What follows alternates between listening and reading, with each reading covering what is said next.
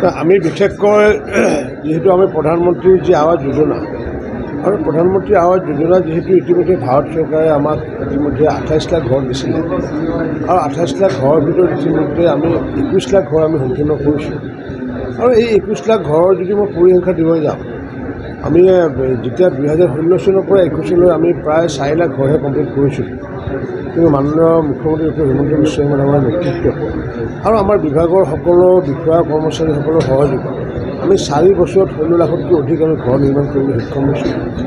এতিয়া আমাৰ 7 লাখ ঘৰ নিৰ্মাণ কাৰ্য চলি আছে আৰু যাৰ বাবে যাতে এই 7 লাখ ঘৰ যাতে আমি অক্টোবৰ মাহৰ ভিতৰত যাতে কৰিব পাৰোঁ তাৰ কাৰণে মই প্ৰতিখন জিলাত বা ব্লকত মই পৰ্যালোচনা কৰি আছোঁ। কাৰণ কিয় আমি যদি ঘৰ যদি নতুন খুজিবলৈ যাওঁ এতিয়া প্ৰায় আমি আমাৰ ছাৰ্ভে মতে প্ৰায় 70,000 ঘৰ পুনৰ যোৰহাট জিলাত দিবলগীয়া আছে।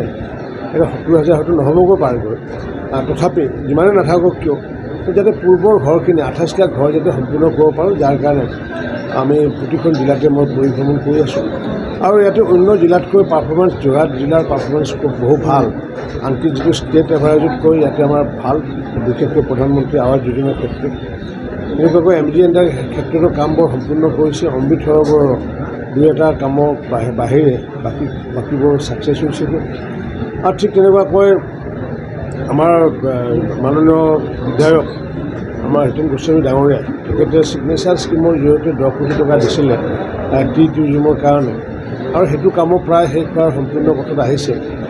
গতিকে এনেকুৱা যদি সামগ্ৰিকভাৱে যদি চাব যায় যোৰহাট জিলাখনৰ পাৰফৰ্মেঞ্চ বহু বেটাৰ অন্য জিলাতকৈ। কাৰণ কিয় মই অসমৰ 35খন জিলাই ভ্ৰমণ কৰিছোঁ, মই কেইমাহমান আহিব পৰা নাছিলোঁ যোৰহাটত। যোৰহাটৰ পাৰফৰ্মেঞ্চ খুব ভাল দেখি মোৰ ভালে লাগিছে। তথাপি আমি ইয়াতে প্ৰায় আকৌ 8,000 ঘৰ আমি কৰিবলগীয়া আছে।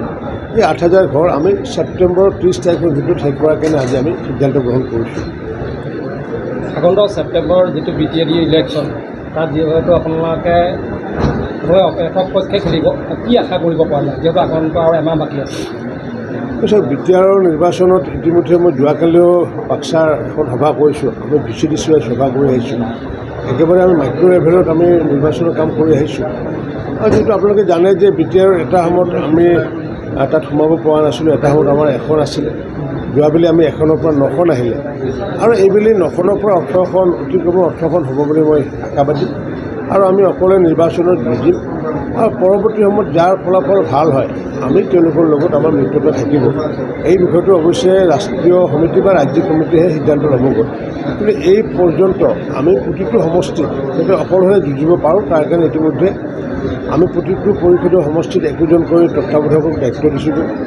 5গৰাকী মন্ত্ৰীক 5খন জিলাৰ দায়িত্ব প্ৰদান কৰা হৈছে আৰু প্ৰতিগৰাকী ব্যক্তিয়ে দিনে নিশাই তাত কাম কৰি আছে। মই ভাবোঁ যে 18খনতকৈ অধিক আমি চিট পাম বুলি আমি আশাবাদী।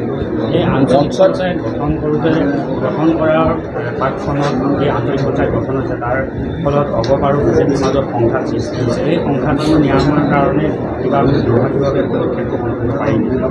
মই যিহেতু দলীয় দায়িত্বৰ বাবে ইয়াতে অহা নাই, মোৰ দলীয় দায়িত্ব আজি এটাই আছে। খন্তেক পিছতে মই আমাৰ বিজেপিৰ কাৰ্যালয়ত যামগৈ আৰু জিলা পৰিষদ গঠন সন্দৰ্ভত মোক দায়িত্ব প্ৰদান কৰিছে।